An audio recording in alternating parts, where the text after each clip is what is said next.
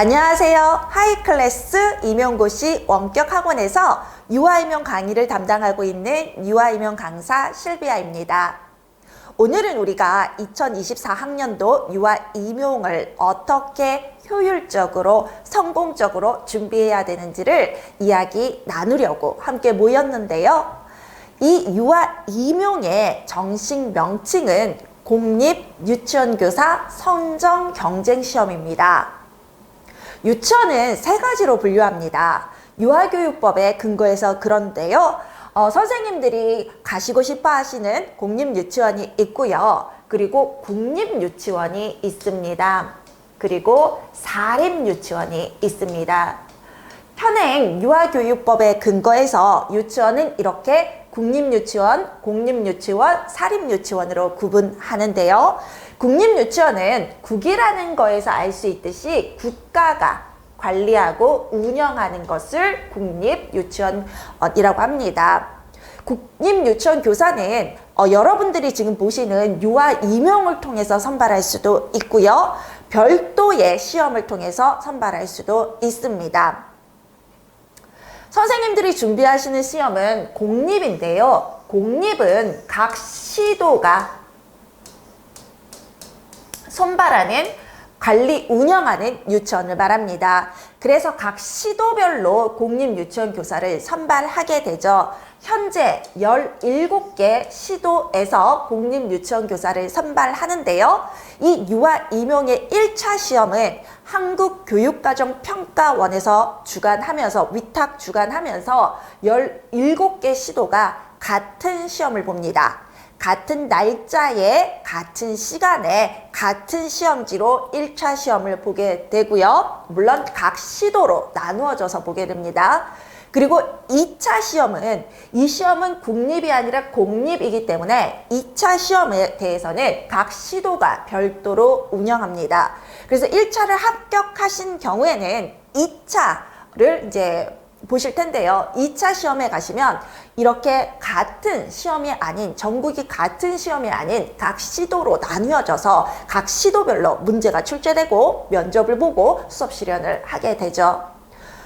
오늘 우리 선생님들과 중점적으로 이야기 나눌 부분은 바로 이 1차 시험에 대해서인데요.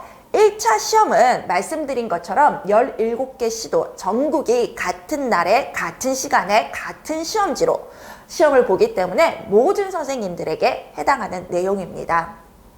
사립유치원은 국가나 각 시도가 운영하는 것이 아닌 민간이나 법인이 운영하는 유치원을 말하는데요. 오늘 강의를 들으시는 분들도 현재 사립유치원에서 현재 교사로 일하시는 분들도 많으실 겁니다. 점점 유아임용을 선발하는 인원수가 줄고 있습니다. 물론 이것은 코로나와 관련해서 원격이 우리가 비대면 수업이 함께 병행되기도 하는 상황을 반영한 거기도 하고요. 유아 수가 줄어서 그렇다라는 의견도 있습니다. 그런데 저는 유아 수가 줄었기 때문에 공립유치원 교사 선발 수가 준다고는 생각지는 않습니다.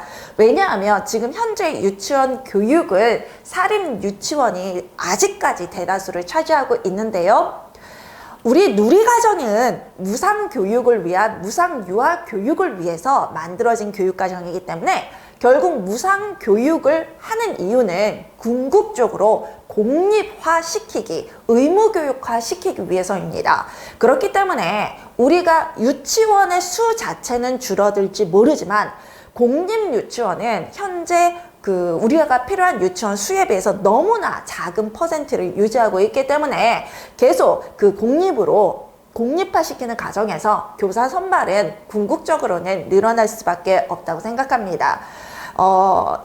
실은 올해 적게 뽑았어요. 이렇게 작년과 올해 두 해만을 중점으로 이제 교사를 적게 뽑을 거야 이렇게 생각하지 마시고 작년에도 적게 뽑았고 올해도 적게 뽑았으니까 앞으로 선발할 인원수는 점점 늘어날 수밖에 없을 거야 라는 현재 상황을 현재 유아교육과 관련된 상황을 보시고 긍정적으로 생각하시고 이 시험을 준비하셨으면 좋겠습니다. 선발 인원수에 흔들리지 않고 자신의 길을 열심히 가는 분에게 그 문이 좁든 넓든 열리기 마련입니다. 준비가 안 돼 있을 때는 1000명, 2000명을 뽑아도 내가 선발이 안 될 수밖에 없고요. 준비가 되어 있을 때는 100명, 200명을 뽑아도 나는 준비되어 있기 때문에 거기에 선발될 수밖에 없습니다. 그래서 몇 명을 선발하냐, 거기에 중점을 두시지 마시고 내가 준비가 되어야겠다. 그리고 내 꿈을 이뤄야겠다라는 마음으로 2024학년도를 준비하셨으면 좋겠습니다. 농담처럼 드리는 말씀이지만 1000명, 2000명 뽑았을 때도 안 될 분들은 안 되지 않습니까? 그리고 100명, 200명, 300명을 뽑을 때도 될 분은 되십니다. 무슨 얘기냐? 준비되면 그 문이 좁을수라도 나갈 수밖에 없고요. 준비가 안 돼 있으면 문이 10개 열려 있어도 그 문을 통과하지 못합니다. 그리고 하나 더 희소식은 선발 인원수는 줄어들었지만 시험 문제는 기본을 지키면서 오히려 많은 인원수를 선발했을 때보다 좀 더 기본을 지키는 기본에 충실한 문제들이 출제되면서 여러분들이 시험장에서 당황시키는 문제들이 출제되지 않는다라는 겁니다. 2023학년도 문제가 그랬습니다. 2022학년도까지는 여러분들을 당황시키는 문제가 한두 문제 정도 출제해서 여러분들을 정서를 조금 흔드는 여러분들의 심리적 어떤 안정상태를 흔들어서 아는 문제도 틀리게 하는 상황이 유발됐다면요. 2023학년도에 공통적으로 하시는 말씀이 모르는 문제는 없었다. 물론 저와 함께한 선생님들의 평가이죠. 모르거나 내가 공부를 안 했다라고 생각되는 영역은 없었다입니다. 여러분들을 정서적으로 혼란시키는 문제는 출제되지 않았다입니다. 그러면 기본을 알고 그 기본을 적용시킬 수 있는 분들이라면 합격을 하실 수가 있다라는 겁니다. 올해 커트라인이 높았는데요. 저는 적게 뽑아서 커트라인이 높아서가 아니라 이 기본에 충실해서 여러분들의 심리 상태를 지켜줬기 때문에 여러분들의 실력이 잘 발휘돼서 커트라인이 높았고요. 그리고 수업 내용을 충실히 이행하신 분들은 90점 이상의 95점 이상을 받으시는데 문제가 없으셨죠. 실제로 선생님들의 평가가 그랬고요. 올해 1년 수업을 다 하신다라면 우리의 목표 점수는 95점이기 때문에 충분히 선발 인원수와 상관없이 여러분들이 합격으로 가실 겁니다. 그래서 저와 함께 하시는 분들이라면 선발 인원수에 나는 흔들리지 않는다. 나는 준비된 상태일 거고 몇 명을 선발하든 나는 선발될 것이다 라는 각오로 하셨으면 좋겠습니다. 올해 지금 2차 강의가 진행이 되고 있습니다. 2차 강의를 하시는 분들 중에서는 주변의 분들도 그렇게 말씀하실 거예요. 90점 이상을 많이 받으신 분들이 많습니다. 그런데 90점 이상을 받았다는 것이 이분들이 열심히 하셔서 실비아 강의를 모두 소화하셨기 때문에 가능하기도 했습니다만 그만큼 시험 문제가 나를 당황시키는 이상한 영역에서 출제되지는 않았다라는 겁니다. 그럼 본격적으로 2024학년도 유아 임용 언제 시험을 볼까요? 자, 제가 2023년과 4년 달력을 봤는데요. 자, 예정일입니다. 물론 예정일이 그대로 확정되는 경우가 거의 99%입니다. 그런데 그날 그 해의 상황에 따라 한 주가 밀리거나 한 주가 앞당겨지기는 하거든요. 그런데 거의 99%이기 때문에 확정일이라고 보시고 공부를 하셔도 무관할 겁니다. 자, 2024학년도 유아 임용은 2023년 11월 11일 토요일에 볼 겁니다. 항상 11월 2주차 토요일에 받는데요. 그것이 그 날짜가 2023년에는 11월 11일이었습니다. 합격자 발표는 한 달 뒤에 나옵니다. 12월 11일 한 달 뒤에 1차 합격자가 발표가 되는데요. 1차 합격자는 지역에 따라서 1.5배수 또는 2배수로 선발이 됩니다. 100명을 선발하는 지역에서 1차 합격자는 150명 또는 200명 정도를 선발한다고 보시면 됩니다. 그러면 그 다음 2차가 중요하게 되겠죠. 왜냐하면 여기서 상당수 많은 선생님들이 또 2차에서 어려운 시간을 가지실 수도 있거든요. 2차 시험 중요합니다. 1월입니다. 2024년 1월 3일과 4일 수요일 목요일에 2차 시험이 볼 거라고 지금 예상되어지고요.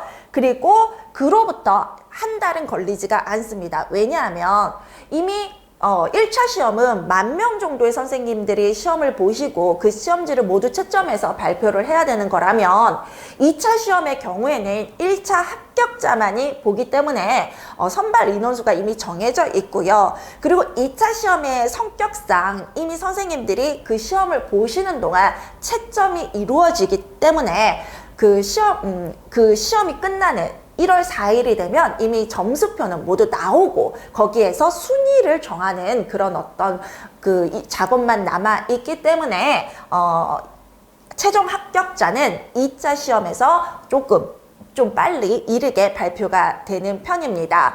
1월 26일 금요일에 최종 합격자가 발표될 거라고 예정이 되고요. 또 이때가 되면 합격하신 선생님들은 서류를 준비하시고 또 발령을 받으시고 이래야 되기 때문에 학교 선생님들도 바쁘시고 각 시도의 교육청들도 많이 바쁜 시기거든요. 그래서 조금 이르게 1차 시험보다는 이르게 발표가 납니다. 그럼 우리는 중요한 건 1차예요. 2차에서는요, 1차에서 하면서 2차에서 열심히 저와 함께 준비하시는 분들은 거의 고득점으로 합격을 하십니다. 그래서 1차에서 뭐 커트로 합격을 했다 그래도 제가 워낙 멘토링 프로그램이 강하기 때문에 2차에서 고득점으로 높은 순위로 합격하시는 분들도 많고요. 그리고 뭐 한 자릿수의 등수로 2차에서 그냥 합격을 해버리시는 분들도 많아요. 1차 시험에서는 조금 우리가 우와 다행스럽게 합격은 했구나 이런 점수라도 보통 컷에서 합격했다 그렇게 하죠. 그런 분들이라도 결국 최종에서는 한 자리 순위로 합격하신 분들도 많기 때문에 워낙 2차에 대한 노하우는 실비아가 많이 가지고 있기 때문에 이 부분은 1차 시험 이후로 조금 걱정하셔도 괜찮습니다. 날짜를 보시면 1차 시험 이후로 2달 정도의 간격이 있거든요. 2차 시험은 이 2달에 정말 몰아서 몰두해서 준비하는 것이 가능합니다. 그러니까 우리가 지금 걱정해야 될 거는 2차는 아니다라고 생각을 합니다. 그리고 2차에서 결국 여러분들이 활용할 지식이 1차 시험을 위해서 우리가 공부하는 지식입니다. 그런 지식을 충실하게 하지 않으면 2차에서 어려워지기 때문에요. 2차 내가 할 수 있을까? 수업 실현을 잘할 수 있을까? 면접관들 앞에서 유창하게 말을 잘할 수 있을까? 걱정하지 마시고요. 지금부터 우리가 고민하고 그리고 몰두해야 될 부분은 1차라고 기억해 주셨으면 좋겠습니다.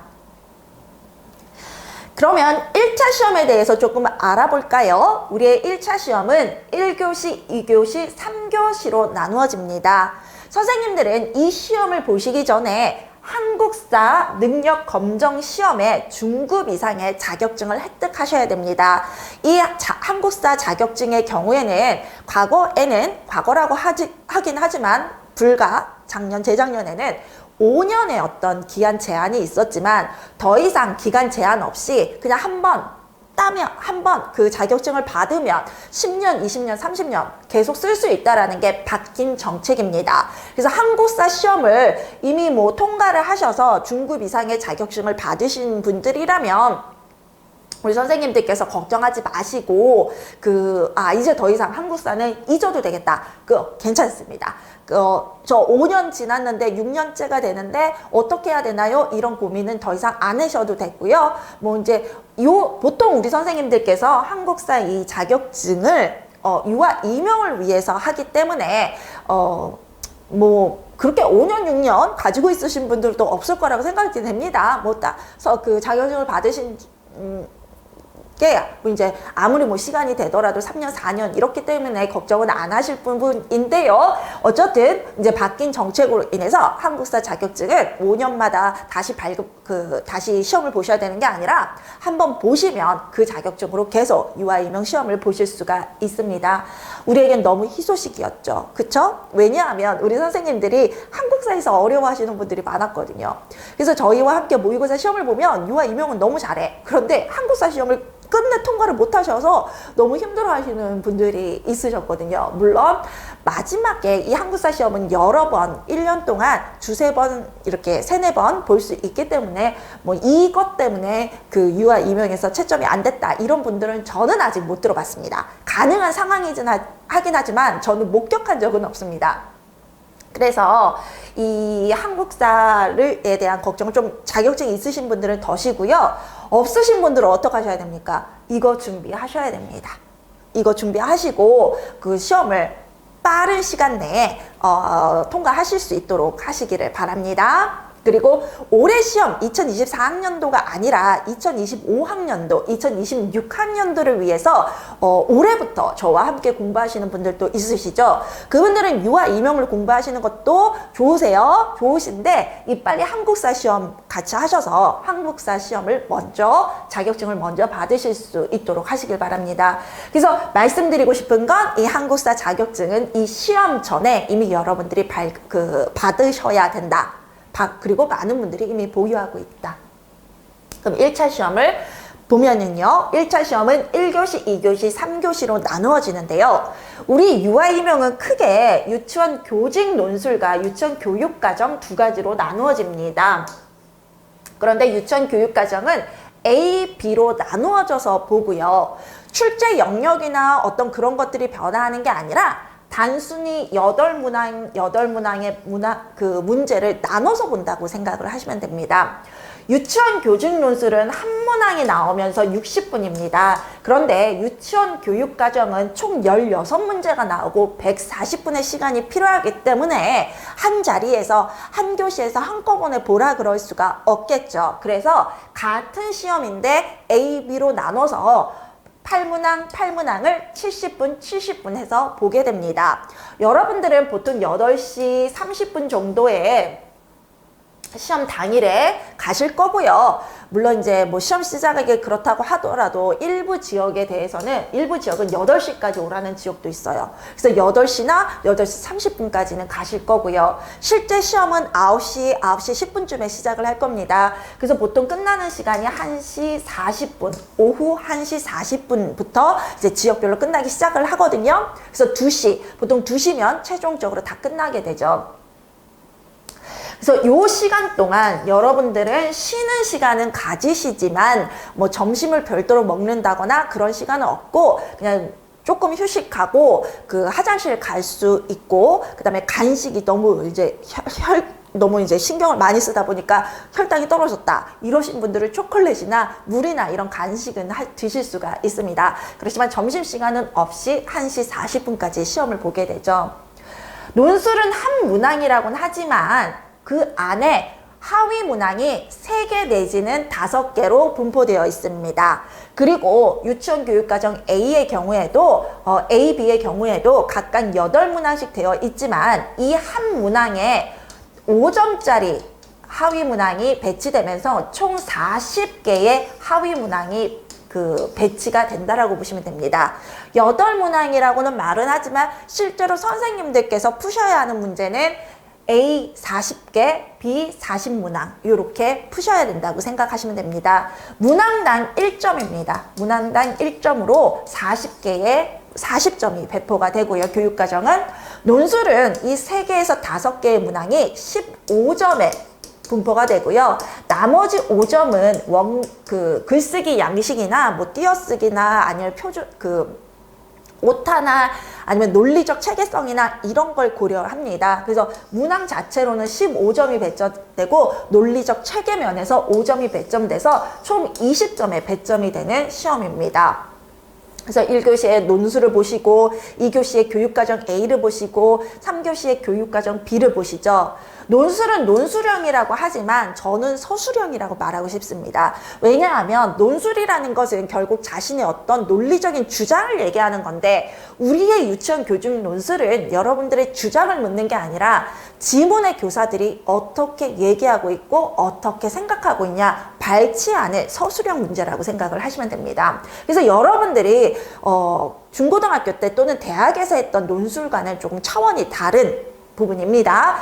그 대학 때, 고등학교 때 썼던 논술을 생각하시고 이 시험의 논술 시험을 보시면 과락이 나올 수도 있고 8점, 12점 이렇게 나와요. 그런데 저의 샘플 강의 하나 듣고 그게 아니라는 걸 아셔가지고 이 유아 임용에 맞는 유치원 교직 논술을 쓰셔서 바로 그 다음에 20점을 맞으신 분들도 있거든요. 그리고 저랑 함께 하시는 우리 선생님들은 논술을 20점 너무 쉽게 받습니다. 아는 주제가 나오든 모르는 주제가 나오든 20점을 받습니다. 왜? 아는 주제든 모르는 주제든 상관없이 답이 논술의 경우는 지문 안에 있거든요. 그래서 논술형이라기보다는 서술형이라고 저는 말하고 싶고요. 그 다음에 교육과정 A, B는 단답형, 기입형이라는 게 이제 단답형을 얘기하고 또 이제 발치해서 쓰는 문제가 있고 또 서술형의 그 개념들을 정의하라라고 되어 있습니다. 대부분의 문제가 단답 기입형이기 때문에 우리 선생님들께서 서술형을 조금 놓치시는 경우가 있어요. 그런데 서술형을 놓치시면 전체 A, B 교육과정 80점에서 10점에서 20점은 그냥 포기하셔야 된다. 그래서 서술형도 선생님들의 지식을 묻는 문제도 많이 나오기 때문에 필요하다. 거기에 선생님들께서 노력하실 필요가 있다입니다. 실비아의 연간 강의 적중률은 언제나 매해 95%에서 100% 사이에 있었습니다. 2023학년도에는 물론 여러분들을 당황하게 만드는 문제는 출제되지 않아서이기도 했지만 작년에 저와 함께 하셨던 선생님들은 당황함 없이, 그래서 내가 아는 영역에서 충분히 나왔다라는 것을 느끼셨을 거고요. 실제로 1차 합격하신 선생님들도 90점 이상의 고득점 선생님들이 많습니다. 그래서 우리의 목표 점수는요 95점 이상입니다. 여러분들께서 실비아 강의를 100% 소화한다라는 전제 하에서 여러분들은 95점 이상 100점까지도 받으실 수가 있습니다. 우리 목표 점수는 95점. 제가 5점을 여기서 100점이 아닌 95점 이상을 목표로 하는 이유는요, 이 100점을 가져가려고 생각을 하시면 선생님들이 불안해지시고 쓸데없는 영역까지 공부를 해야 되는 거 아닐까. 쓸데없다라는 말은 조금 잘못된 표현일 수도 있습니다. 왜냐하면 결국 유아교육이니까. 그런데 모든 유아교육을 우리 시험에서 다루는 게 아니라 우리 유아 임용에서는 다루는 부분이 있습니다. 그래서 우리가 유아교육을 정말 완벽하게 신의 자세로 알고 이 시험을 보는 게 아니라 이 유아 임용을 위해서 반드시 해야 되는 부분을 했냐 안 했냐로 합격이 나누어지기 때문에 여러분들의 높아심을 조금 저는 워워시켜야 되는 입장에서 100을 만족시키려고 그러면 높아심이 생겨서 하지 않아도 되는 부분까지 하게 되고, 그렇게 되면 꼭 해야 하는 부분을 모르고 암기를 못하고 가는 경우가 생기고, 보통 이 경우가 여러분들께 합격으로 가는 어떤 걸림돌이 되는, 보통 이제 합격을 좀 못하신 분들은 이런 경향이 많으시기 때문에 포기할 건 포기하고 해야 되는 것만 해서 올해 안에 꼭 합격을 하자라는 의도에서 목표 점수는 95점 이상으로 했습니다. 그래서 95점 이상이고 연간 강의만 100% 소화해도, 실비아와 함께하는 2024학년도 연간 강의만 100% 소화해도 여러분들은 합격으로 가실 수 있다는 걸 반드시 알아두시기 바랍니다. 실비아는 임용 첫 해에 서울과 대구에서 현장 강의를 진행을 했었는데요. 그때 현장 강의에 있던 분들은 모두 전원 합격을 하셨습니다. 한두 분의 얘기가 아닙니다. 한두 분의 얘기가 아니고, 당시에 실비아가 첫 해였는데도 불구하고 그래도 많은 분들이 강의를 들으셨고 그 합격을 많이 하셨습니다. 물론 그때 인원수가 뭐 이제 첫 강사니까 뭐 몇십 명이 몇백 명이 듣지는 않았지만 그래도 한두 분의 어떤 그런 강의 그 합격으로 전원 합격을 했다라는 말은 하지 않습니다. 드리지 않고 그 해의 경우에는 이제 보통 10,000명이 보시고 그 해에는 1,000명이 선발되는 시험이었는데요. 그런데도 불구하고 실비아가 운영하는 현장 강의 선생님들은 100% 합격을 했었고, 그 다음에 인터넷 온라인 강의를 들으시는 분들에서도 합격이 굉장히 많이 나왔습니다. 그러니 합격의 노하우는 그 유아 임용을 많이 아는 사람이 알 수밖에 없습니다. 그리고 그렇게 모든 사람을 합격시킬 수 있었다라는 거는 우리 선생님들이 저와 만나서 정말 열심히, 정말 눈물 날 정도로 열심히 하신 것도 맞지만 제가 딴 길로 새지 않고 옳은 길만 갈 수 있도록 도와드렸기 때문입니다. 물론 학생 수가 점점 많아지면서 전원 합격이라는 것은 조금 이제 과거의 영광이 되어버렸지만 그래도 많은 분들이 저와 함께 하시면서 합격을 하시는 이유는 헛길로 새지 않고 옳은 길만 가게 하기 때문입니다. 그래서 그 길로만 집중하셔서 가신다면 목표 점수 95점 이상은 고민 안 하셔도 됩니다. 제가 여러분들에게 누누이 매 당부드리는 거는 걱정하지 마라. 이것만 하면 된다.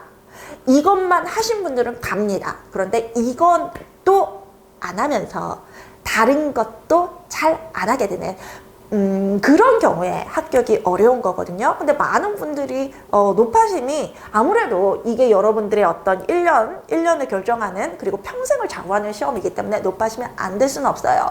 물론 저는 그 마음은 알지만 그러지 않으셔도 된다라는 거. 강의만 듣고 강의만 100% 소화한다면 모두 합격생들이 그렇게 합격해서 갔다라는 거 말씀드리겠습니다.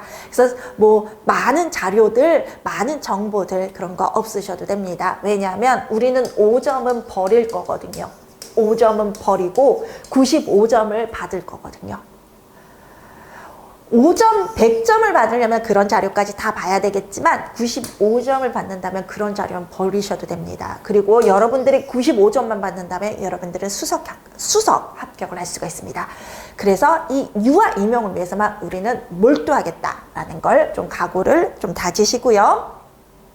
그러면 시험 문제를 조금 분석해 보도록 하겠습니다.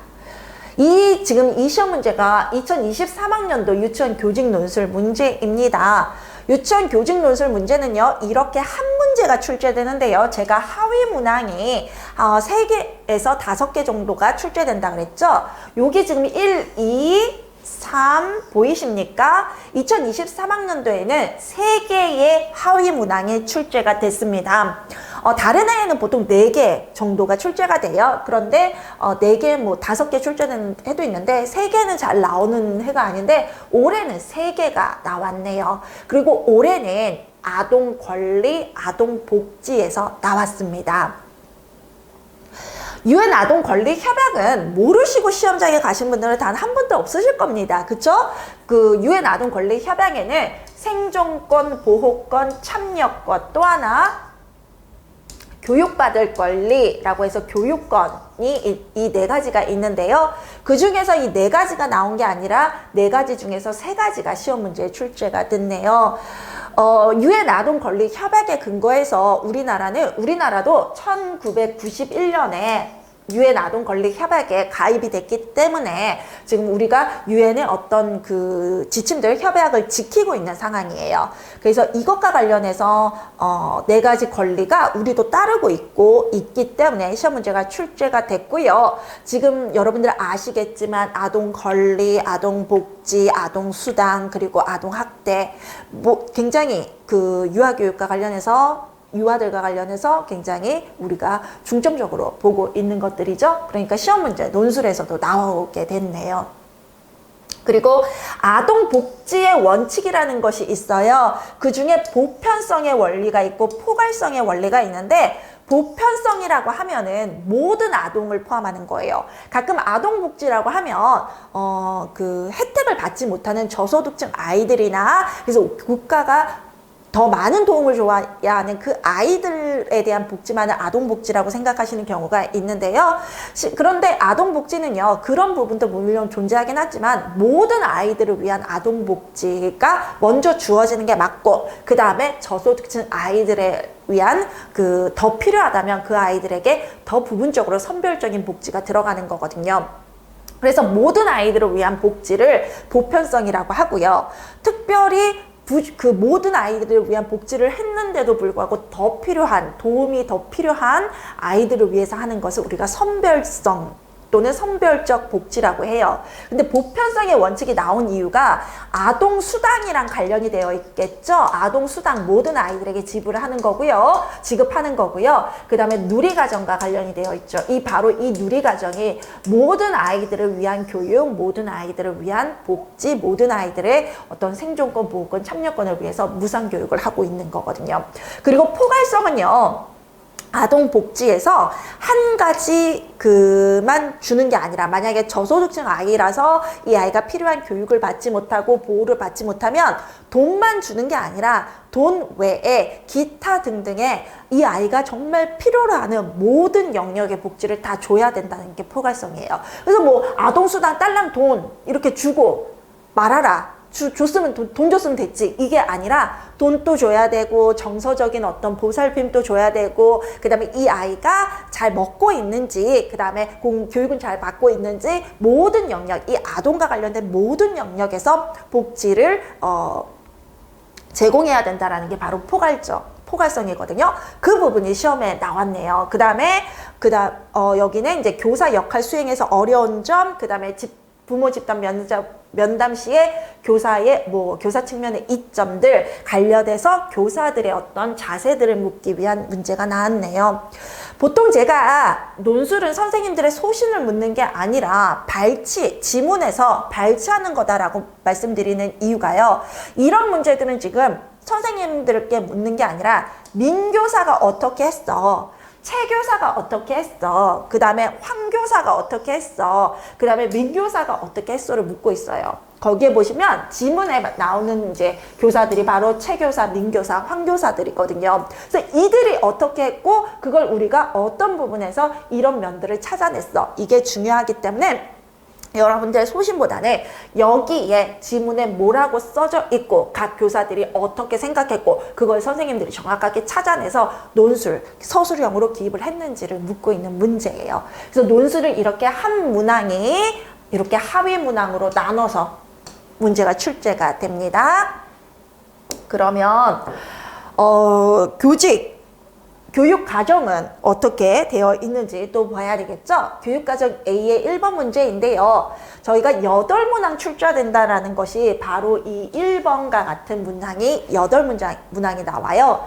하나의 문항이 나오고 그 다음에 지문이 나와요. 그리고 이것과 관련된 하위 문항이 여기에 보시면 1번, 2번, 3번이라고 되어 있죠. 이게 하위 문항인데요. 이 문제는 한 가지를 쓰면서 1점을 준 거고요. 이 문제는 두 가지를 쓰면서 2점이 배점됐어요. 제가 하위 문항이 40개다라고 말씀드리는 이유는요, 바로 이 점 때문이에요. 1점이 배포가 되는 건 한 가지 답을 쓰면 되는 건데 2점이 이렇게 배점이 되는 경우에는 두 가지를 쓰라 그래요. 이걸 각각의 문제로 보고 있습니다. 각각의 문제를 보고 있고요. 여기서도 2점이 배포된 경우에는 한 가지, 두 가지 답을 2개 적으라고 되어 있죠. 그래서 이것도 결국 개별 문제로 봐야 합니다. 이런 질문 많이 하세요. 그러면 만약에 제가 2가지 쓰라 그랬는데 한 가지는 맞았고요, 한 가지는 틀렸어요. 그럼 채점이 1점이 되는 거예요? 아니면 전체가 다 되는 거예요? 0점 처리되는 거예요? 라고 하시면요, 문항에 따라 다릅니다. 문항에 따라서 개별 채점이 가능한 문항이 있고요. 또 어떤 문항은 이게 틀렸으면 이게 자동으로 틀릴 수밖에 없는 그런 문제가 있어요. 그래서 그런 문제는 만약 이게 틀렸으면 여기에 맞다, 맞다고 하더라도 이것도 자동으로 틀리게 되는 문제도 있습니다. 그래서 여러분들이 채점 방식과 가채점한 것과 그 실제 성적표에 나오는 점수가 다를 때 있죠. 그래서 그런 경우입니다. 여러분들은 나는 요건 틀렸고 요건 맞으니까 나는 맞았다고 1점을 줬는데 이 문제가 틀리면 이 문제도 자동 틀리는 문제라서 여기서 그냥 0점 처리된 경우 여러분들의 가채점과 실제 시험 성적이 다를 수밖에 없겠죠. 이거는 채점마다 다르고 문제마다 다르다고 생각을 하시면 됩니다. 별도로 채점될 수 있는 문제가 있고 아니다. 1번이 틀렸는데 2번이 맞다라는 게 좀 이상한 그런 문제가 있다. 그러면 그 1번 틀리면 전체 다 틀리는 걸로 처리되는 경우도 있다. 이렇게 말씀을 드립니다. 이렇게 40점, 1점당 5점으로 배포되어 있죠. 그래서 5개를 답을 하고 각 문제가 채점이 된다. 40개의 문항이 있다. 그렇게 생각을 하시면 됩니다. 문항은 뭐 8문항이라고 하지만 문제를 실제로 푸시는 선생님들은 40문항을 푸신 것과 똑같죠. 자, 우리의 시험 범위는 2019 개정 누리과정인데요. 이 누리과정을 유치원에서 쓸 때는 우리가 유치원 교육과정이라고 하죠. 그래서 2019 개정 유치원 교육과정이라고 시험 문제에서는 물어볼 겁니다. 그래서 시험 문제에서는 시험지에서는 2019 개정 누리과정이 아닌 2019 개정 유치원 교육과정으로 물어볼 거고요. 같은 거라고 생각을 하시면 됩니다. 누리과정이 어린이집과 유치원 동시에 사용되고 있다는 거 알고 계시죠? 그러면서 그 누리과정을 유치원에서 쓰게 되면 우리가 유치원 교육과정이다 라고 부른다라는 걸 알아두시고요. 2019 개정 누리과정에는 해설서와 놀이 이해자료, 놀이 실행자료가 있습니다. 우리가 1월 첫 주에 이 부분을 볼 거고요. 1월 첫째 주에 바로 해설서, 놀이 이해자료, 놀이 실행자료를 보게 되고요. 그리고 우리가 이론 부분을 알아야 되는데 그 이론이 유아교육개론과 유아교육 신이론으로 나눠집니다. 자, 유아교육 신이론은 강론이라고 하셔도 됩니다. 각 영역별 이론이고요. 유아교육 개론이 전체적인 영역, 모든 영역을 아우르는 포괄적인 이론이라면 유아교육 신이론은 뭐 유아 음악교육이다, 유아 미술교육이다, 유아 동작교육이다라고 하면서 각 영역별로 되는 이론이라고 보시면 됩니다. 그리고 유아교육 관련 법을 아셔야 되는데요. 제가 이 강의 처음에 유아교육법에 근거해서 유치원은 국립유치원, 공립유치원, 사립유치원으로 나누어진다 이렇게 말씀드렸잖아요. 그런 부분들이 결국 저와의 만남의 끝, 여러분들 합격에 가기 위해서는 저와 강의하는 동안 선생님들이 공부하셔야 되는 부분들입니다. 전 법을 공부하니까 세상을 알게 되는 게 참 많아요. 그래서 여러분들께서도 이 법을 공부하시면 유아교육이라는 것에 대해서 또 우리의 누리과정이라는 것에 대해서 더 폭넓은 이해가 가능할 것이고 또 무엇보다도 궁극적으로 이 시험에 법이 출제가 되기 때문에 알아두셔야 되는 부분입니다. 그리고 누리과정 교사 연수자료는요. 바로 이 2019 개정 누리과정과 함께 이 자료 외에 추가적으로 교육부에서 교사 연수를 위해서 발간하는 자료들이 있습니다. 그것 또한 모두 시험범위이기 때문에 우리는 누리과정 교사 연구 자료를, 연수 자료죠? 연수 자료를 함께 볼 겁니다. 연구 자료라고 해도 뭐 말은 되네요. 근데 보통 교사 연수 자료라고 선생님들이 말씀하시죠? 그 자료를 같이 볼 거고요. 그 다음에 그 외에 유아교육 관련 이슈나 정책이나 유아교육 관련 교양 지식도 출제가 되는데요. 예를 들어서 2024학년도에는 유화물감이라는 부분이 나왔습니다. 그 다음에 또 어떤 해에는 사과는, 이건 사과예요. 한 박자.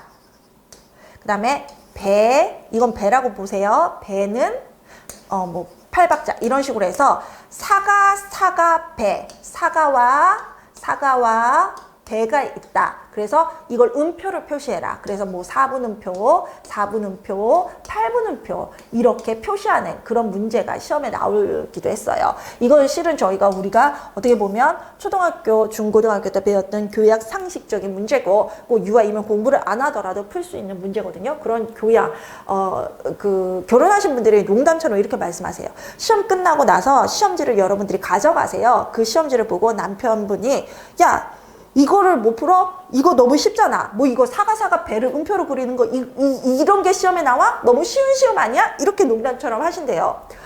그런데 그런 문제가 100점 만점에서 2점 정도 출제가 돼요. 2점 정도. 그쵸? 98점은 정말 여러분들이 유아교육이라는 걸 공부하지 않으면 풀 수 없는 문제. 근데 2점 정도는 그냥 대한민국의 기본교육을 받은, 기초교육을 받은, 그 의무교육을 받은 성인이만 누구나 풀 수 있는 이런 문제들이 나오기도 해요. 그런데 그게 2점 정도밖에 되지는 않아요. 그래서 이 부분은 뭐 강의를 안 해도 여러분들이 뭐 하시기 때문에 뭐 걱정은 안 합니다만 이런 문제 중에 하나로 왈츠가 4분의 3박자라는 게 시험 문제에 나온 적이 있어요. 4분의 3, 그 왈츠의 기본박은 4분의 3박자예요. 근데 이걸 빠르게 하면 빠른 왈츠는 이제 쪼개서 8분의 6박자가 되거든요. 그런데 기본박은 4분의 3박자라서 요건 잊으셔도 괜찮아요. 왈츠가 4분의 3박자라는 게 시험 문제에 나오기도 했어요. 근데 제가 그때 그 해에 강의 중에 그 왈츠 얘기를 그냥 여담으로 꺼낸 거예요. 그래서 왈츠가 4분의 3박자인데 어쩌고 저쩌고 여담, 농담처럼 그냥 뭐 이렇게 한 거예요. 배경 지식처럼.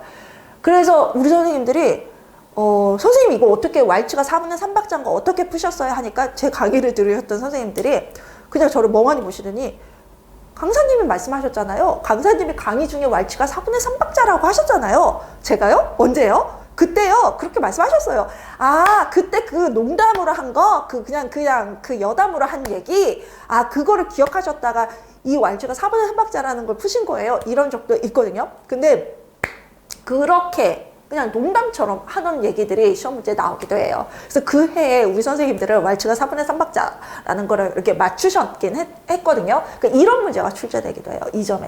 근데 이런 문제는 솔직히 제가 강의를 안 해도 여러분들이 알아서 잘 맞춰보는 문제이기도 해요. 그래서 이런 것들도 걱정하지 마세요. 왜냐하면 이런 문제들도 저희는 95점을 목표로 하지 않습니까? 95점에서 이제 우리는 5점은 포기하죠. 포기하는 점수에 얘도 포함이 되기도 하니까 걱정하지 마세요. 요거 빼고 요거는 저희가 뭐 농담으로 하는 얘기 중에서 이렇게 운 좋게 그 해 왈츠가 4분의 3박자가 출제되기도 하지만 사가 배 그렇게 뭐 그리는 거 선생님들 그거는 강의 안 해도 너무 상식적인 거잖아요. 그래서 뭐 하시고 근데 뭐 올해 2023학년 같은 경우는 유아물감과 관련해서 의도가 뭐지? 답은 알겠는데 설마 이거를 그냥 낸 거야? 뭐 이렇게 조금 당황시키는 유아물감 문제가 나오긴 하지만 그래도 그냥 그렇게 너무 상식적이라서 그냥 우리가 당황하게 되면 그냥 상식적으로 풀면 되거든요. 그런 문제까지 다 쳐서 뭐 5점이니까 걱정은 하지 마세요. 아셨죠? 그래서 우리가 95점을 위해서 그 노력하는 거는 여기예요. 여기까지 하고 우리가 95점을 받게 되는 거고요. 요 부분이나 교양 지식이나 그래서 요거는 제가 강의를 안 해도 맞추세요. 보통 물론 거기서 개중에 못 쓰시는 분들도 있는데 걱정하지 마세요. 못 쓴다고 해도 여기에 속하니까. 그래서 이거는 그래서 하긴 하는데 그래서 뭐 그런 문제가 있고 또 정말 엉뚱하게 예측 불가 뭐지? 이런 학자가 세상에 존재해? 이런 문제가 또 출제되기도 하는데 그것도 5점이에요. 그래서 여기만 충실히 다루면 여러분들이 걱정 없이 95점 받으실 거기 때문에 걱정은 하지 마시고 강의를 쭉 들으시면 됩니다. 자, 해설서, 놀이, 이해자료, 놀이, 실행자료는요, 요렇게 되어 있어요. 이게 해설서, 놀이, 이해자료, 놀이, 실행자료고요. 여기 현장 지원자료 안내문은 팜플렛 같은 거예요. 뭐 홍보지 같은 거. 이 세 가지 책이 어떻게 구성되어 있는지 뭐 그냥 홍보지 같은 거라서 그냥 신경 안 쓰셔도 돼요. 우리가 볼 거는 해설서, 놀이, 이해자료, 놀이, 실행자료고 이 PDF 자료, 여기 PDF 다운로드 받게 되어 있거든요. 어디에서? 누리과정 포털이라는 국가 사이트에서. 제가 알려드렸어요. i누리.go.kr 누리과정 포털에서 PDF 자료를 모든 국민에게 무료로 배포하고 있고요. 가서 다운로드 받으시면 됩니다. 이 자료는 원본을 받으시는 게 중요하고요. 원본을 여러분들이 직접 받으셔서 원본이 뭔지를 보는지가 중요하고 또 이제 그거를 저희가 뭐 인쇄해서 판매한다 그런 건 불법이기 때문에 여러분들이 직접 구매를 하셔야 되는데 직접 구매하실 때 가장 저렴합니다. 그래서 막 복사비보다도 더 저렴하게 12,000원에 이 3권을 판매하고 있습니다. 국가에서 배포하는 자료이기 때문에 사단법인 한국시각장애인연합회에서 판매할 때만 합법이에요. 국가가 이 협회에 전권을 줬어요. 판매권과 관련해서 전권을 줘서 반드시 원본을 종이본을 구입하고 싶으시면 사단법인 한국시각장애인연합회 요 사이트로 들어가셔서 구입하시면 되고요. 제가 어제 잠깐 들어가서 가격을 보니까 12,000원이더라고요. 굉장히 책이 예뻐요. 제가 여러 번 보여드리면 저도 거기에서 구입을 해서 가지고 있어요. 이렇게 해설서가 있고 그 다음에 놀이 이행 자료가 있고 그 다음에 놀이 실행 자료가 이렇게 있어요. 그리고 이렇게 팜플렛처럼 나오는데 이게 팜플렛이기도 하고 또 뭐 하나 하냐면 이거 아니에요. 이 팜플렛 말고 그 고시문이라고 해서 이렇게 요약본 해놓은 게 있어요. 그것도 주시는데 이게 암기용으로 좀 좋죠. 물론 해설서에 다 들어있는 내용인데 해설서의 내용을 암기용으로 그냥 팜플렛처럼 나온 거라고 생각하시면 돼요.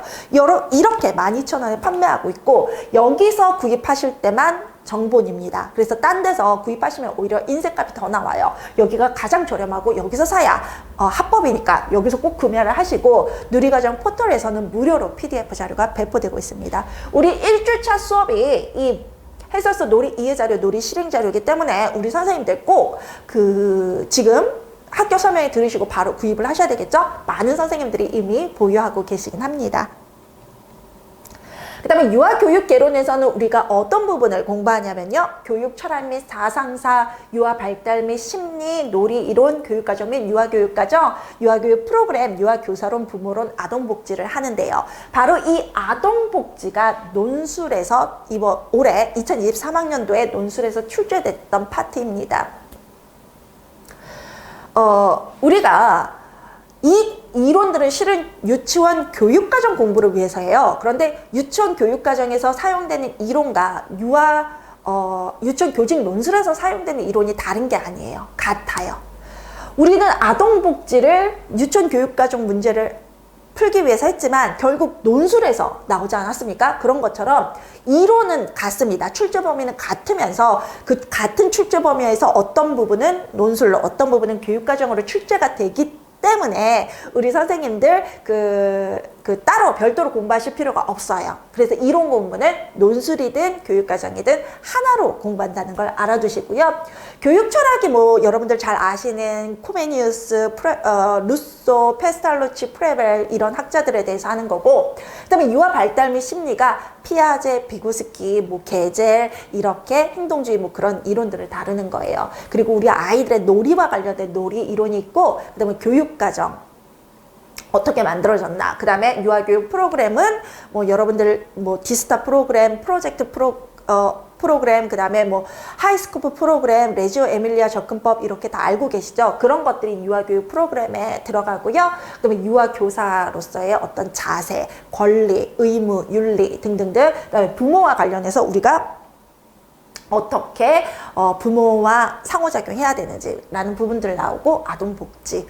아동복지는 실은 이 부분들이 다 유아교육적인 부분이라면 아동복지는 실은 별도의 아동복지라는 어떤 전공 파트도 있을 거예요. 거기에서 가져온 지금 우리가 아동복지와 관련해서 세계적으로 그리고 대한민국이 어떤 노력을 하고 있나 그런 부분들이 나와요.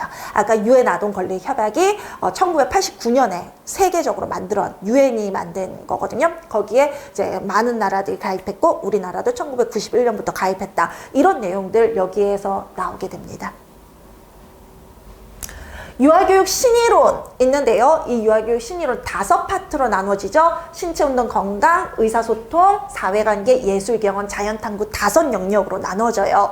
바로 우리 누리과정이 5개 영역, 신체운동 건강, 의사소통, 사회관계, 예술경험, 자연탐구로 나눠져 있거든요. 그런데 관련된 이론은 신체 발달과 관련된 이론이 있고요. 유아 동작교육, 건강, 안전, 언어교육, 아동문화, 사회성 발달, 유아 사회교육, 음악교육, 미술교육, 움직임이 신체 발달, 유아 동작교육이에요. 그래서 같아요. 여기서 쓰이는 이론과 여기서 이론이 같기 때문에 별도로 하진 않고요.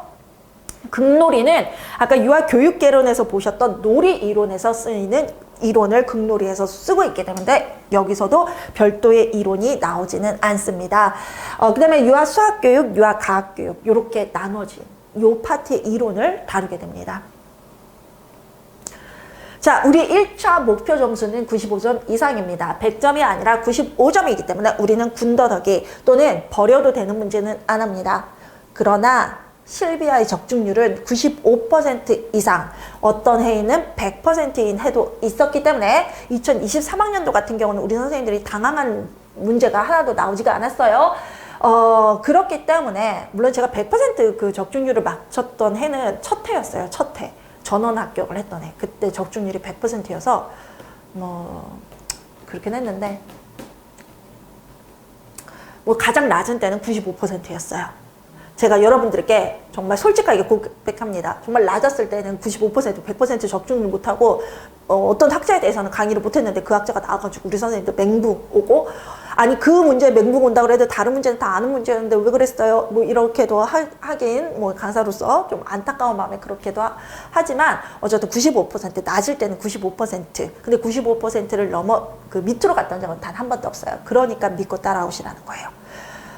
여러분들의 어떤 평생의 직장, 그 다음에 선생님들의 꿈, 이런 것들이 달린 한 해라는 걸, 1년이라는 걸 알기 때문에 저도 95% 적중은 매년 저의 모든 에너지를 다 쏟아부어서 하니까 걱정하지 마시기 바랍니다.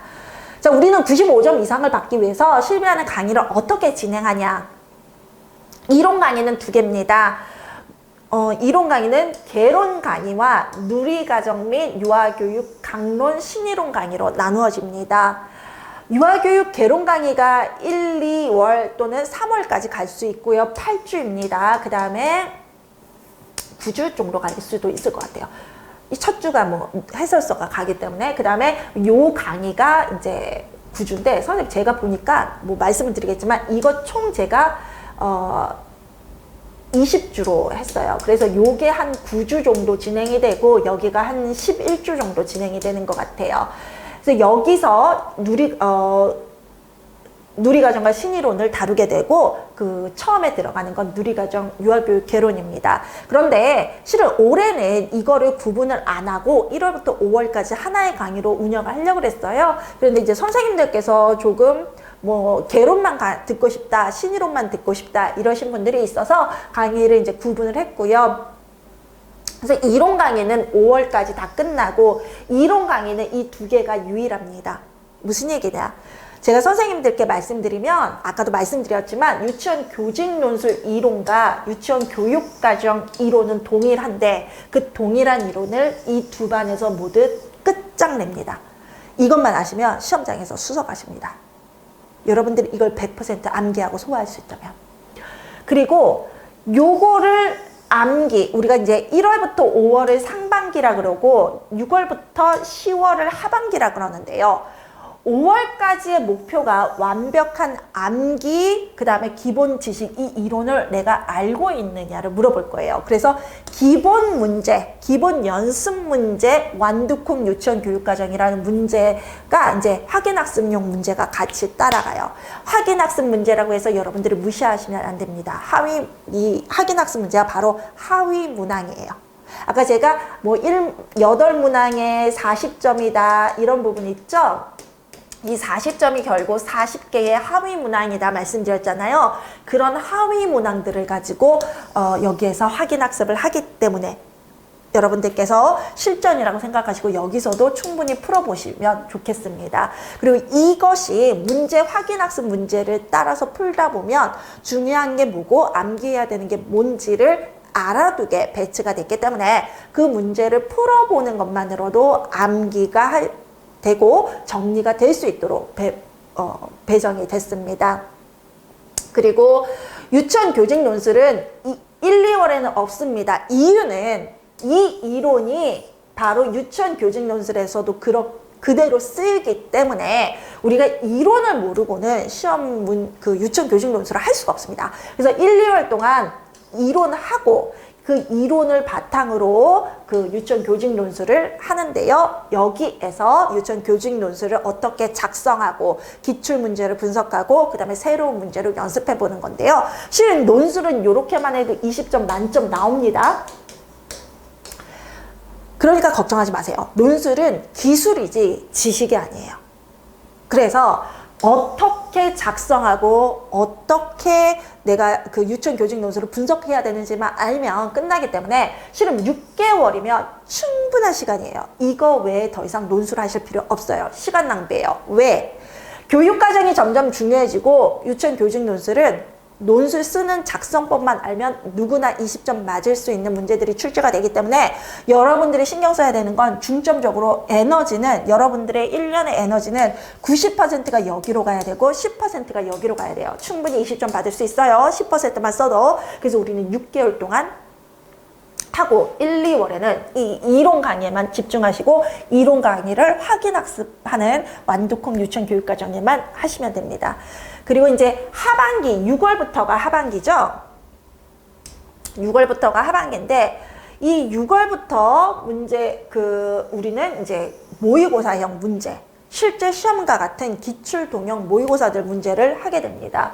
유치원 교직 논술에서도 6, 7, 8월에는 모의고사형 문제가 출제가 될 거고요. 유치원 교육과정 여기에서 요 앞에 이론들을 바탕으로 영역별로 이 영특한이 영역별 특별한이란 뜻이거든요.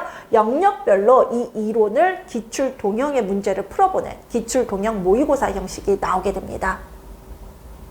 그리고 9, 10월이 되면 최종 모의고사는 영역별로가 아니라 통합 전 영역에서 출제가 되겠죠. 그래서 뭐 1교시는 유치원 교수 논술을 보고 2교시는 교육과정 A를 보고 3교시는 교육과정 B를 보고 실제 시험이랑 동일한 문제 형식으로 완벽하게 문제를 이제 하면서 실전 대비를 하게 되겠죠. 우리는 1월부터 5월까지 2회는요 선생님 강의 중에 이루어져요. 실비학 강의의 장점, 실비학 강의가 대체 불가능한 강의의 이유가 여러분들의 이해, 의문점이 남지 않도록 이해를 시켜주기 때문이에요. 논리적으로 설명을 드리고 문제를 조직화시킵니다. 그리고 여러분들이 하셔야 되는 건 암기예요. 이건 여러분들의 몫이에요. 그 다음에 이 암기하고 그 다음에 실비아와 함께 이해한 부분을 적용하는 게 굉장히 또 이게 관건이에요. 여기 암기 100% 했다고 해도 이 문제 못 풀어내세요. 이 암기 100% 했는데도 나 기출문제 못 풀겠어요 하는 분들이 있거든요. 바로 암기와 적용은 다르기 때문이에요. 그래서 이렇게 영역별 특별한 영역별 모의고사도 풀어보고 최종 모의고사도 풀어보면서 이 암기한 내용을 100% 내가 실력 발휘할 수 있도록 적용하는 그 능력을 기를 겁니다. 그리고 11월에는 1차 시험을 보실 거고요. 12월에는 합격하실 거고 1월에 그래서 2차 시험을 보실 거고 1월 말에는 여러분들이 최종 합격자가 되실 거죠. 강의는 10월까지 모두 종료가 됩니다. 여러분들이 스스로 그 공부를 정리하실 시간도 필요하시기 때문에 10월이면 모든 강의 종료시킵니다. 자, 교재는 동일합니다. 교과, 목과, 강좌, 명과, 교재명이 같기 때문에 뭐 선생님들이 혼란스러울 일은 없어요. 유아임용 백과사전이 유아교육개론 이론 강의고요. 1입니다. 1. 그리고 요렇게 지금 구성이 되어 있어요. 그리고 최종 이제 검수 결과 오타 같은 거 점검한 다음에 우리가 그 인쇄소를 가서 선생님들의 배포가 될 거고요. 이렇게 문제가 관련 배경 이론 나와 있으면서 기출까지 함께 이론을 공부하면서 그 분석할 수 있도록 구성되어 있습니다. 그 다음에 유아이면 백과사전 2는 누리과정과 신이론 이론서입니다. 그래서 1은 유아교육개론, 2는 누리과정 및 신이론이고요. 그 다음에 세 번째 교재가 완두콩 유치원 교육과정이 바로 이런 기본 문제가 출제되어 있거든요. 그런데 요거는 이미 그 출간이 되었습니다. 12월 20일에 출간이 되어서 요 책을 보여드리려고 요 책과 함께 그 학교 설명회를 하려고 제가 학교 설명회를 조금 며칠을 미뤘는데 요 책으로 출간이 돼서 여기 보시면 이렇게 문제들이 출제되어 있어요. 그래서 요 문제만 선생님들이 다 푸시면 이렇게 합격을 하실 수 있도록 되어 있습니다. 암기가 되실 수 있도록 선생님들 스스로 확인 학습이 가능하도록 되어 있고요. 여기에 보시면 해설서, 놀이 이해자료, 놀이 실행자료, 백지 쓰기도 부록으로 같이 되어 있어요. 그게 얼마나 중요한지 선생님들 아실 거예요. 그래서 이제 여러분들이 공부를 하시면서 프린트하는 것도 굉장히 시간을 많이 버리시는 일이거든요. 그래서 책만 구입을 하시면 별도의 프린터물이 그렇게 없게, 그래서 모든 게 책으로 딱 정리돼서 끝나도록 모든 자료들을 다 담았다라고 생각하시면 됩니다. 요 완두콩 유치원 교육과정, 이건 문제집이에요. 이론서가 아니라 기본 확인학습 문제집인데, 이 문제집은 유아교육개론, 누리과정, 신이론 모두 통합 한 권입니다. 딱 한 권으로 400페이지로 구성되어 있고요. 요것 하나만 풀면 모든 영역 확인학습이 끝납니다. 백지 쓰기까지. 해설서, 놀이 이해자료, 놀이 실행자료, 백지 쓰기까지 이렇게 구성되어 있고요.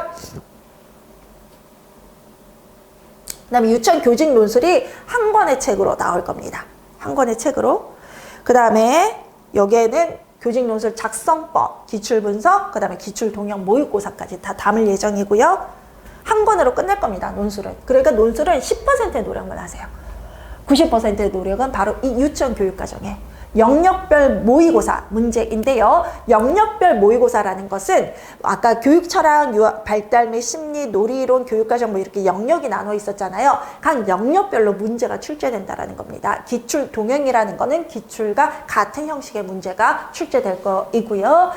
근데 그 기출 문제가 영역별로 분리돼서 나온다. 이렇게 생각을 하시면 되고, 여기서부터 여러분들의 실력, 암기된 실력이 적용될 수 있도록 도와드리는 작업이고, 마지막 1차 최종 모의고사는 논술, 유치원 교육과정 1교시, 2교시, 3교시 모든 문제가 모의고사, 실제 시험과 같은 형식으로 출제되는 정영역 최종 모의고사 문제집이 출간될 예정입니다.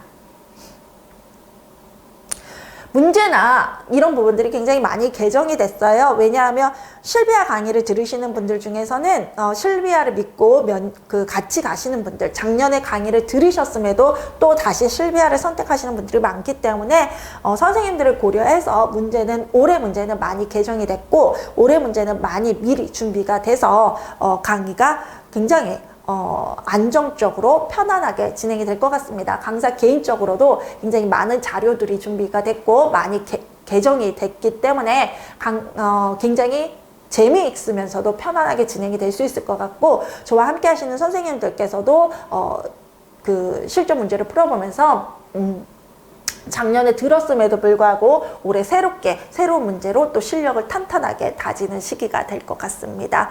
2차 시험은요, 교직 적성 면접 문제가 나오는데요. 구상형이라는 문제, 생각할 시간을 주고 답하는 그런 문제가 나오고요. 그 다음에 즉답형, 생각할 시간 안 주고 즉답으로 하는 문제가 나옵니다. 그 다음에 교수학습 가정안을 작성하라는 지역이 있어요. 이제 기록이라는 건데요. 이제 2019에서는 기록이라는 말을 쓰죠. 그 기록을, 이제 교사 기록을 작성하라는 지역이 몇몇 지역이 있습니다. 보통 많은 지역에서는 이 시험을 안 보는데, 아직까지 몇몇 지역에서 이 시험을 보고요. 2차는 각 시도별로 진행이 되죠. 그 다음에 마지막으로 수업 설계, 수업 실현, 수업 나눔인데, 여러분들이 실제 수업을 수업을 진행해야 되는 거, 그리고 그 전에 수업을 어떻게 계획했는지 얘기하라 라는 지역이 있고, 그 다음에 수업을 평가라는 지역이 있습니다. 수업 나눔을 반성적 성찰이다, 수업 평가다 다르게 얘기하기도 하지만, 어쨌든 결국은 수업을 하는 거는 모든 지역이 동일하고, 어떤 지역은 수업하기 전에 수업을 설명하라 그러고, 어떤 지역은 수업이 끝난 다음에 수업을 평가하라 그러고, 그렇게 나눠진다라는 거. 요거는 근데 걱정하지 마세요. 우리는 1차 시험 끝나고 할 겁니다. 자, 여러분들의 가장 큰 고민. 자, 2023학년도, 2022학년도 유아 임용 선발 인원인데요. 각 지역별 선발 인원이 정리되어 있죠. 요거 두 개가 2023학년도, 요거 두 개가 2020학년도. 유아 장애는요, 이제 선생님들 중에서 조금 어려우신 그런 어떤 영역에서 좀 어려움을 가지고 계시는 경우 있죠. 시각 장애라던가 청각 장애라던가 그런 어떤 선생님들께서 어려움을 가지고 계시는 선생님들은 별도로 그 선생님들이 시험에 응시하실 수 있도록 하는 제도가 있거든요. 그래서 그 유아장애, 유치원 특수교사를 말하는 게 아닙니다. 그 선생님들이 그런 어떤 특수적인 도움이 필요하시거나 그런 배려가 필요하신 경우를 바로 선발을 하는 거고요. 대부분의 선생님들이 일반으로 보실 텐데요. 인원 수가 전국에 2023학년도에 386명, 2022학년도에 534명, 2021학년도까지는 어땠을까요? 1000명 선 정도였어요. 그 다음에 2022년에도 뭐 19년 학년도에도 18학년도에도 계속 1000명 정도를 뽑다가 2022학년도에 500명, 2023학년도에 386명을 뽑았는데 내년에는 500명 정도가 유지될 것 같아요. 그럼 어떻게 해야 되지? 1000명 뽑다가 500명으로 줄었네. 제가 여러분들께 1000명 뽑는다, 그런 거짓말 하면서 막 선생님들이 공부를 하셔야 돼요, 이렇게 말씀드리고 싶지는 않아요. 근데 적어도 2023학년도에는 386명밖에 안 뽑았잖아요. 근데 올해 그에는 오히려 그랬기 때문에 500명 선으로 유지할 것 같고요. 그럼에도 불구하고 시험 문제에서 여러분들을 당황하는 문제가 안 나와서 오히려 공부하기는 더 좋아요. 오히려 기본에 충실해서 공부하시는 분들은 오히려 합격하시기가 더 좋아요. 그리고 뭐 500명이나 1000명이나 별로 커트라인에서 그렇게 영향력 안 미쳐요. 2023학년도 커트라인이고요. 2022학년도 커트라인인데요. 높죠? 그쵸? 그래서 선생님들은 적게 선발될수록 커트라인이 높아진다라고 착각하시기 좋으시죠? 아니에요. 왜냐하면 요 2022학년도 커트라인이요, 2021학년도에는 1000명을 뽑았다 그랬잖아요. 거의 2배, 2022학년도에는 500명 정도를 선발했고 전국에서 2021학년도에는 전국에서 1000명을 선발했는데 그때의 커트라인과 지금 2022학년도 커트라인이 크게 차이가 없었어요. 그런데 왜 386명, 500명 선에서 380 몇 명을 선발하는 2023학년도에는 커트라인이 이렇게 올라갔을까요? 문제가 쉬워졌어요. 이분들만 점수가 높아진 게 아니라 기본적으로 자기 점수에서 10점, 20점 올라가는 점수가 나왔다고요. 제가 강의할 때 이 강의 첫 시간에 말씀드렸잖아요. 올해 문제에는 여러분들을 당황시키는 문제가 안 나왔다고. 그래서 그냥 다 공부했던 문제들이에요. 반응이 이랬어요. 커트라인이 높을 수밖에 없었어요. 문제 자체가 풀기 좋았어요.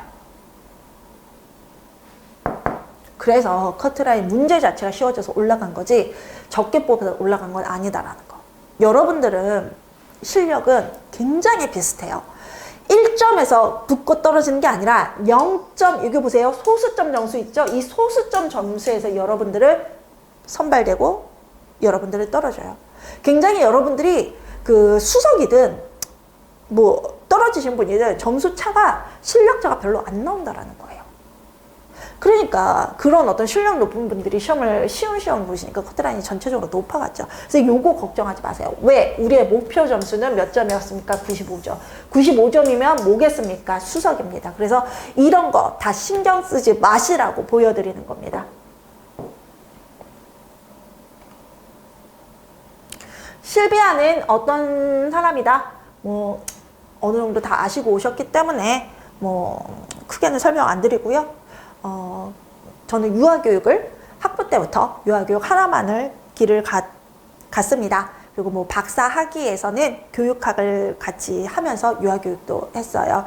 그래서 교직 논술, 유치원 교육과정, 교육학과 유아교육을 모두 공부하는 사람이기 때문에 학위가 있는 사람이기 때문에 여러분들에게 뭐 그것과 관련해서 뭐 지식과 관련해서 강사의 유아교육 전문성과 관련해서는 뭐 더 할 나위 없는 그런 어떤 뭐 그렇고요. 그 다음에 미국에서도 공부를 했고 한국에서도 공부를 했고 한국에서 유아교육과를 나오고 유치원 교사로 일을 하다가 미국 가서 유아교육 석사, 그 다음에 교육학과 유아교육 박사 공부를 했었습니다. 장학생이었어요. 유아교육과에서 장학생은 한 명밖에 없었거든요. 그 한 명이 저였어요. 그래서 여러분들이 첫 해에 전원 합격을 하기도 했고, 그리고 저와 함께 한 선생님들 중에서는 유치원 교직 논술과 2차에서 만점으로 합격하신 분들이 굉장히 많아요. 유치원 교직 논술 같은 경우는 합격을 못하신 분들도 유치원 교직 논술만큼은 20점을 받으신 분들이 무수히 많아요. 저희는 저랑 함께 하시는 분들이 논술에서 잘 못 받는 점수가 18점이에요. 그러니까 걱정하지 마시고요. 강사의 능력은 더할 나위 없이 유아인용에 최적화되어 있습니다. 그래서 1년 동안 저와 함께 신뢰를 가지시고 확신을 가지시고, 여러분들은 바로 1년 뒤 이 시간에 1차 합격자가 되어 있을 거라는 확신을 가지시고 2023년을 저와 함께 잘 준비하셔서 2024학년도 공립유치원 교사가 되시기를 바라겠습니다. 저는 오늘은 여기까지 하고요. 선생님들과는 하이클래스 임용고시 원격 학원에서 강의로 뵙도록 하겠습니다. 감사합니다.